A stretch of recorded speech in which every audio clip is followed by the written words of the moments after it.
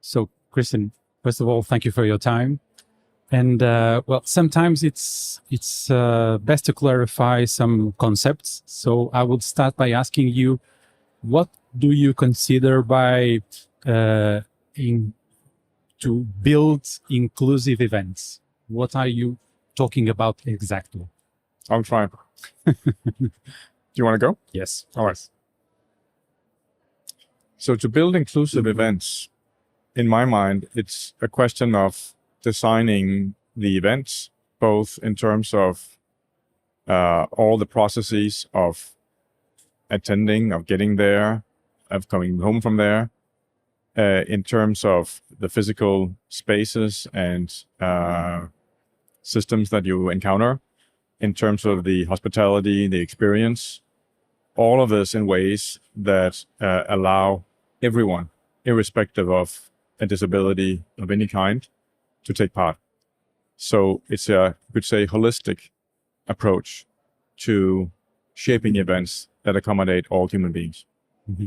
And perhaps it can look like a silly question, but why is this so important? Yes, so first and foremost, it's important because it's a business opportunity. It's important simply because about 1 out of 7 inhabitants on this planet have some type of disability, and you're losing out on a massive market if you don't design for everyone. Second, I believe fundamentally that it's the right thing to do. It's an ethical point that to be inclusive and to design for everyone. And thirdly, it's hugely satisfying when you succeed. It's hugely satisfying to be able to attract and create great experiences for people that are different. It enriches and not just you as an organization, but also everybody participating. Mm-hmm. I believe that Copenhagen specifically has a record on this. So an effort is being put on place to make events more inclusive. Could you please share how this has started and how has it evolved through time? Yeah. So my understanding is also that first and foremost, living in Copenhagen and using the city also with a family member with a disability. More generally speaking, I would say it is a relatively easy city to move around in, to be in, to be a family in, or to have somebody with a neurodivergence in. Secondly, my sense is that Copenhagen as a destination has been very ambitious in many ways, driving sustainability, both environmentally and socially. And it's an obvious next step for the city to be very strategic about how it caters across all types of events and infrastructures for people with a disability. So I think, I know it's a part of their strategy, also the Convention Bureau. Whether they are fully implemented yet, I'm not so sure, because this is a work that has to be ongoing. Mm-hmm. It really never stops because we can always improve. Okay. Sometimes when we think about disability and about inclusion, well, the most obvious thing is probably the physical disability, but there are much more levels than this one. How do you look at this question? Yes, so most people would think about individuals in wheelchairs or individuals that are somehow physically impaired. But clearly there are so many people around the world that have a mental disability of some sort. Some are visible, like my son who has Down syndrome, you can see it physically on him. But many others have diagnoses like autism or ADHD or other types that are not visible. Others can also have biological or mental or medical conditions that are disabling them. So there is a huge need to make what is invisible visible. And one great way to do that is to work with the Sunflower Lanyard, which is a global organization that provides lanyards that show that individuals have some kind of special need that needs to be addressed. Mm-hmm. Is it a tricky question? Because in fact, we are not supposed to be obliged to expose ourselves. Can it be a difficult exercise? Yes, I think that the reason we don't see that many people with any kind of disability in the public space is because of fear. It's because of biases. It's because of course, things sometimes being difficult. And so there are some clear barriers to overcome, both when it comes to those that have the disability or have family member who has it or colleagues in the organization that have a disability, but also for those on the receiving end, those in, you could say, the broader public. So we have prejudices and barriers and biases that we need to address all along. And I also do think that it has to be, of course, a choice that is free for people to make if they want to make their disability visible, with what comes from that, because, of course, that is then showing your identity in a different way. But fundamentally, I think that we need to create societies and thereby also destinations that have a high degree of tolerance and space for people being different and showing that difference. Mm-hmm. So that's, I think, is in many ways where we want to go. I remember a very short episode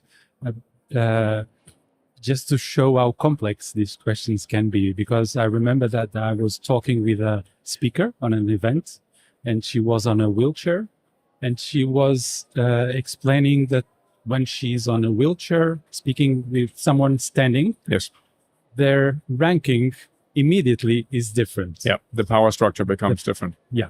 So how is it possible to address all this complexity?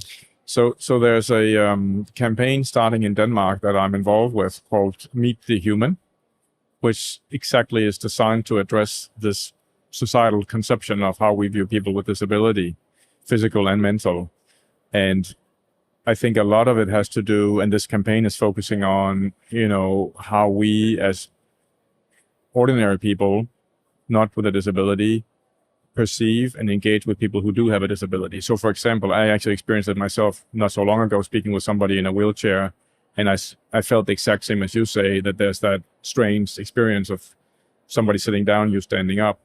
And in that case, I think that actually the right thing to do is to go find a place where you can sit down, and then you're on eye-to-eye level and a respectful level with the person in the wheelchair. And that just strikes me now that that's, of course, what you would want to do. But when people don't encounter this very often, or where they don't know what's appropriate, they may not react that way. So I think there is an educational challenge really for many of us to understand how do we actually behave and attend to people's diverse needs. Mm-hmm. Would you say that promoters and event planners are aware of these questions?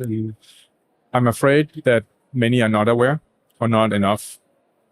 And so I do see a massive potential. And this is just I work as an expert in many fields, but as a layperson, just seeing how the world functions, seeing how when I attend a lot of conferences and events, usually as a speaker, it's quite rare that I see explicit strategic endeavors to really make events inclusive, or that it's being articulated, right? And I think we do need to become much more aware and much more open and clear and articulated around it before maybe sometime in the future, inclusive destinations become so natural that we don't really need to talk about it anymore. But that's, I think, far in the future. Mm-hmm. For someone that are really willing to try to do something, is it better to start with small steps? What can be a strategy for this? I think in many change processes, small steps can be quite powerful, especially if you have many of them over a long time. Then they amount to a lot. I do think, and I mentioned this today, that we might want to start with just assessing where are we, and both seeing what's not working for people, but also where do we have some successes, where do we already have some strengths, where do we see partners maybe that are already doing something. And then from there, build a vision or an ambition to what do we want to achieve? It can be a little bit abstract, a little bit long-term, but at least having some sense of direction, some sense of charting the course. And then build the experiments, build the small-scale activities, interventions, initiatives, projects, and so on to start going and create some successes, some wins, learn along the way, learn from others, and then build more ambitious initiatives over time. I think that's in many ways what to do. However, we have to remember that sometimes, there's architecture going on, big buildings being put up, new centers or event spaces being built. And of course, when you go big on those things, then you need to integrate these considerations from the very, very beginning. It has to be a design principle or universal design principles from the start. Otherwise, it's going to be very hard to fix afterwards. Okay. Perhaps we could link this also to social sustainability, because there's a fringe of the population that is clearly in disadvantage towards the others. How do you look to this other challenge like this?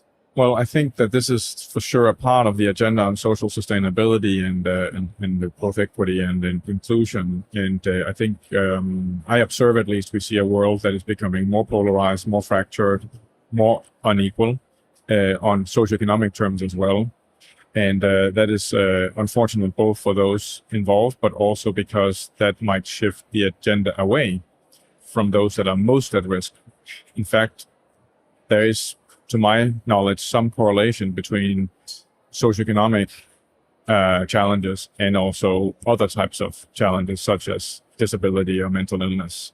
So these challenges are rarely isolated. They often go hand in hand, and we need to address them holistically. So we need to address inequalities economically and socially, as well as in terms of inclusion when it comes to disability. Mm-hmm. Even because I was thinking that events can be a very powerful tool to give this message to others, right? Absolutely. Events are where you design experiences and you design venues and you design processes with intention. And it's up to the event planners to design with intention to address these types of impacts. And I've already, just being here for a few days, seen some really remarkable examples of how there are events that are designed for more impacts, also in communities, locally and globally, and events that are designed with intention to address social, health, and other types of challenges. So both for those that are taking part in events, but also for the wider communities affected, there's a huge potential here to work with more strategy, more ambition, more intention. Mm-hmm. Well, nowadays, when you talk about events, you have to talk also about technology, AI. Do you see technology playing a role in these issues? For sure. I mentioned the example of an app called Be My Eyes, where it was designed originally for people who can see, to help people who are blind to navigate the world. And today that business is now introducing AI as a way to give audio feedback to people who are blind so they can listen to what they are seeing. That's a really powerful and amazing development. And so it's an example of how AI and other types of technology can augment human senses and give us more capabilities. I am a big believer in the power of technology to transform also our lives and societies, but I'm also, and I've written books about this, a very strong believer that humans should drive technology, not the other way around. We should drive and design for what we want and not become slaves of the technology. So I think there's always the question of designing ethically with the technology and finding ways where, for instance, people also with a disability are in control. And that is increasingly a challenge when technology becomes more and more autonomous. And I'm going to say almost self-aware. How do we then keep the human awareness at the heart of everything? Okay. What kind of role an organization like ICCA can play in these issues? I think there are many roles and many potentials that ICCA can unleash in this space. I think one is just, and I'm very humbled to have the chance to speak and make this space available and make people aware of the agenda today. I think ICCA can play a role in connecting peers with each other to drive learning and to drive a community of practice around the forward-looking and innovative ways to address inclusion for events and destinations. I think ICCA can play a role of building up knowledge and the repositories of knowledge as well, just like in other spaces too. I think there might be a chance around policy setting, building principles and policies that people can draw on, and even influencing policymakers. Because, of course, one thing is what the industry can do. Another one is what can local governments do, what can the states and regions do. to foster a more inclusive society and thus create environments where events and spaces can become more inclusive as well.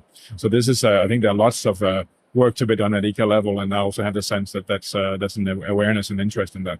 I think. And how is it possible to spread this around the world? Because are we talking sometimes about issues from the developed countries' perspective? Do you know what I mean? Yeah, I do. Yeah, so there is a global majority, actually, of countries that are maybe not having exactly the same resources or the same traditional development trajectory as in, let's call it, the OECD-style countries. However, I think what we're looking at here is not just a question of financial resources, or for that matter, educational resources. It's also a matter of ambition and purpose and willingness. And there are countries around the world that are quite radically inclusive, that don't have a lot of resources. And there are countries that have a lot of resources financially as well, that are not very welcoming and not very inclusive. So I think we have to be careful to think of that kind of dichotomy. But I do think that we have a space where over time, there will be a need for making investments. There will be a need for adopting technology. There will be a need for adopting new types of knowledge so we can do better, right? And so I think this is a global opportunity. It's a global agenda. ICCA, fortunately, is also a global organization. And I think it seems to me that there's a community here of almost like a family, right? That where people are willing to help each other and to share with each other, and that's what's needed. Mm-hmm. And what would you like to take from this conference here in Portugal? Well, I have that really wonderful feeling that here is an industry, but it's not more than an industry. It's a community of people who are deeply engaged with how people meet, with the human connection. It's a community that's quite professional. It's also quite friendly and welcoming. And it seems to me that what I take away from here is that there's so much possibility of moving on the agendas that ICCA members agree on. This is an agenda on inclusion, on destinations that work for everyone, that felt like it resonated. And so I really do hope that ICCA will grab that opportunity and its members will and move on from here. That's the feeling I leave with. Thank you very much, Christian. Thank you for your time. Much.